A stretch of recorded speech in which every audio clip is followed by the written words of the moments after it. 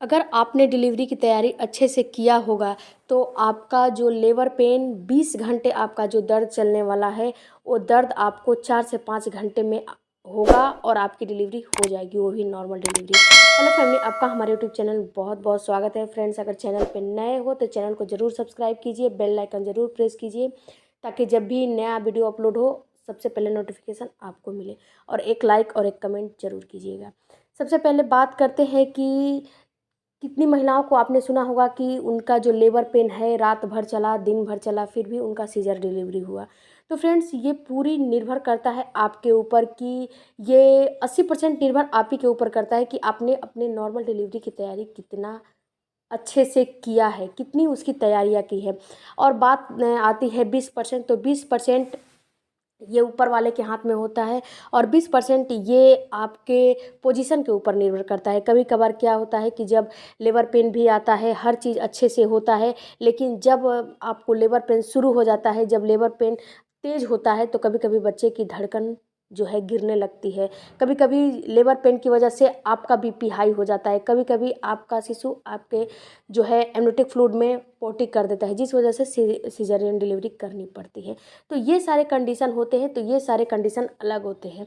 लेकिन आपने अगर तैयारियां अच्छे से किया होगा और आपके प्रेगनेंसी में कोई कॉम्प्लिकेशन नहीं होगा तो आपको जो दर्द 20 घंटे चलने वाला लेबर पेन है वो 4-5 घंटे में आके और लेबर पेन अच्छे से आपकी डिलीवरी हो जाएगी। तो इसमें आपको करना क्या है, तैयारियों में आपको सबसे पहले तो करना ये है कि आपको अच्छा खान पान रखना है, अच्छा डाइट रखना है। अच्छा डाइट का मतलब क्या हुआ? अच्छा डाइट में आपको बाहर का तीखा, चटपटा, तला भुना बिल्कुल नहीं खाना है, डिब्बा बंद खाना बिल्कुल भी नहीं खाना चाहिए। इससे क्या होता है, इससे आपको आपका फैट बढ़ता है और आपके शिशु का वज़न कम रह जाता है। आपके ऊपर चर्बी चढ़ जाती है लेकिन आपका शिशु आपके गर्भ में दब जाता है। तो सबसे पहले तो बाहरी चीज़ों को आपको बंद कर देना है, घर में बना हुआ चीज़ों का ही इस्तेमाल करिए।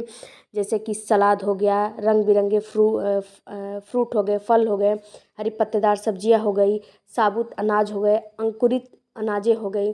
जैसे कि आप मूंग को अंकुरित कर ले, चना को अंकुरित कर ले, और बहुत सारे हैं, सैलेड ले लीजिए। इन सारे चीज़ों को अपने डाइट में शामिल करें। ये नहीं कि आपने सुबह उठा और उसके बाद 1 कप चाय पी लिया, उसके बाद दिन भर काम पे लगी रहती हैं, जब नहाया धोया 1 बजे 12 बजे तब खाना खाती हैं। ये बिल्कुल गलत बात होती है।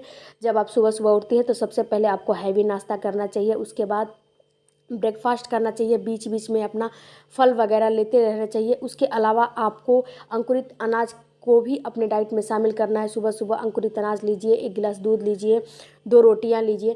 इन सारे चीज़ों से क्या होता है कि आपको पौष्टिक जो है आपकी डाइट होती है, पूरी डाइट पौष्टिक हो जाती है और आपके शिशु का वज़न बढ़ता है। आपका नहीं बढ़ेगा लेकिन आपके शिशु का वज़न बढ़ेगा और जो भी न्यूट्रिशन आपको मिलेगी वो आपके शिशु से मिलती रहती है। इसके अलावा फ्रेंड्स, आपको एक्सरसाइज करना है, वॉक करना है। एक्सरसाइज आपको ज़रूर करना है, जिसमें कि ब्रीदिंग एक्सरसाइज हो गया, बटरफ्लाई एक्सरसाइज हो गया, इसके अलावा वॉक हो गया, इसके अलावा आपको अनुलोम विलोम हो गया। ये सारे एक्सरसाइज करने से आपके पेल्विस एरिया की मसल्स लचीली होती है और आपको नॉर्मल डिलीवरी होने में काफ़ी आपको मदद करती है। अगर आप ब्रीदिंग एक्सरसाइज करने की टेक्निक सीख लेती हैं तो जब आपको डॉक्टर बोलेगा पुश करने को, उस समय आप अच्छे से पुश कर लेंगी और आपको 1-2 पुश में ही नॉर्मल डिलीवरी हो जाएगी। इसके अलावा फ्रेंड्स, एक और एक्सरसाइज होती है पेल्विक एक्सरसाइज, जो कि आपको पूरा फ्लैट लेट के और अपने हिप को थोड़ा सा ऊपर उठा के और पैरों को बेंड कर लेना चाहिए। ये पेल्विक एक्सरसाइज होती है। इससे क्या होता है, इससे आपकी जो पेल्विक एरिया है की मसल्स है वो थोड़ा सा मजबूती उसमें आती है और लचीला होता है। तो इन सारे एक्सरसाइज को अपने दिनचर्या में ज़रूर शामिल करें। तीसरा आपको काम क्या करना है, तीसरा, कितनी महिलाएं स्ट्रेस में आ जाती हैं, स्ट्रेस लेने लगती हैं। ये स्ट्रेस आपका प्रेगनेंसी का बिल्कुल दुश्मन होता है। 100% जब आप स्ट्रेस लेती हैं, टेंशन में रहती हैं, तनाव में रहती हैं तो आपको नॉर्मल डिलीवरी नहीं होती है। क्योंकि जब तनाव में रहती हैं तो आपके बॉडी के अंदर ऑक्सीटोसिन हार्मोन, रिलैक्सन हार्मोन नहीं बनते हैं, जिससे कि आपको नॉर्मल डिलीवरी इम्पॉसिबल हो जाती है।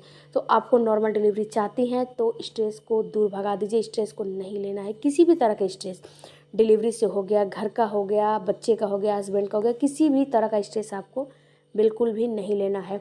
स्ट्रेस लेने से प्लेसेंटा के माध्यम से स्ट्रेस आपके शिशु के पास शिशु के पास पहुंच जाता है और आप स्ट्रेस लेंगे तो आपका शिशु ऑटोमेटिक स्ट्रेस में आ जाएगा, जिससे कि उसका वज़न कम हो जाएगा, वज़न कम रह जाएगा। और जब आपके शिशु का वज़न कम रह जाएगा तो आपको नॉर्मल डिलीवरी नहीं होगी, क्योंकि जब शिशु कमज़ोर रहेगा तो अपना हेड डाउन पोजीशन नहीं करेगा, और जब हेड डाउन पोजीशन नहीं करेगा तो कभी भी आपको नॉर्मल डिलीवरी नहीं हो पाएगी।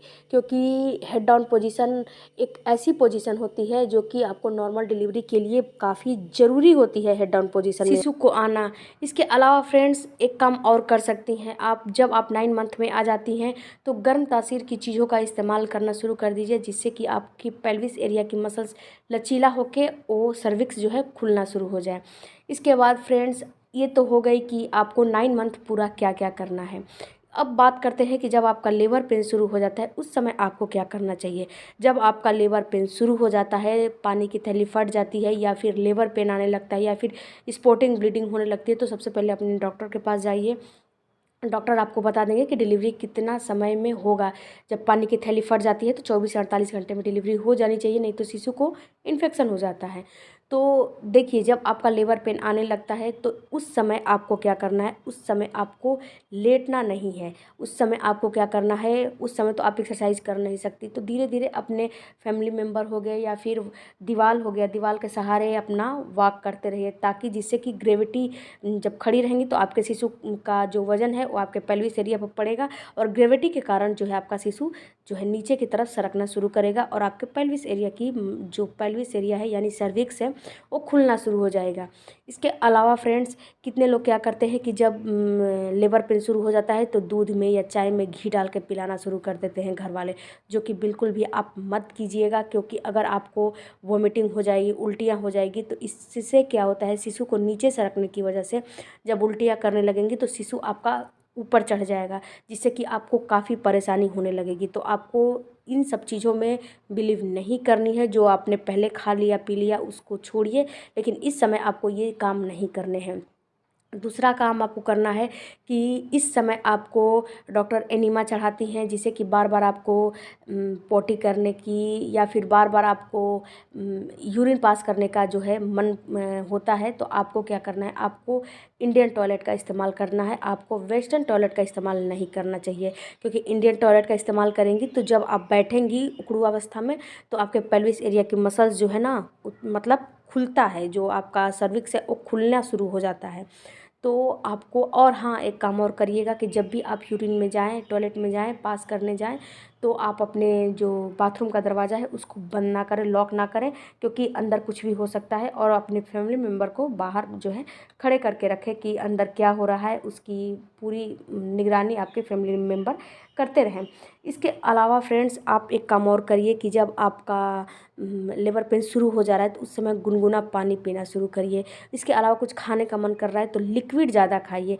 हॉट चॉकलेट हो गया या खिचड़ी हो गया, इन सारे चीज़ों का अगर आप जैसे कि लिक्विड इस्तेमाल करेंगे तो आपके बॉडी के अंदर पानी की कमी नहीं होगी, और एमनेटिक शेक जो होता है उसमें पानी की कमी नहीं होगी। तो आप इस चीज़ को इस्तेमाल करिए। फ्रेंड्स, जब आप लेबर पेन आपका आता है उस समय आपको चिल्लाना नहीं चाहिए, क्योंकि जब पुश करने को डॉक्टर बोलेंगे उस समय आपको काफ़ी एनर्जी की ज़रूरत होती है, तो उस समय आप एनर्जी नहीं बचेगा। जब इसी समय एनर्जी लॉस कर देंगी तो आपको धैर्य बना के रखना चाहिए, आपको हिम्मत से काम लेना चाहिए। और दूसरी बात कि जब पुश करने को डॉक्टर बोले तो आप पुश करिए अच्छे से और आराम से पुश करिए, जब जो ताकि 2-3 पुश में आपका शिशु बाहर आ जाए। इसके अलावा आप बाईं करवट सोइए, और जब भी लेबर पेन आ रहा है यानी कि जब भी आपका दर्द कॉन्ट्रैक्शन शुरू हो रहा है उस समय आपको नीचे की तरफ जोर लगाना है, ताकि आपका शिशु नीचे की तरफ खिसक सके। आई होप कि वीडियो अच्छा लगा होगा, तो चैनल को जरूर सब्सक्राइब कीजिएगा। मिलते हैं अगले वीडियो में। Thank you for watching. Bye bye, take care, धन्यवाद।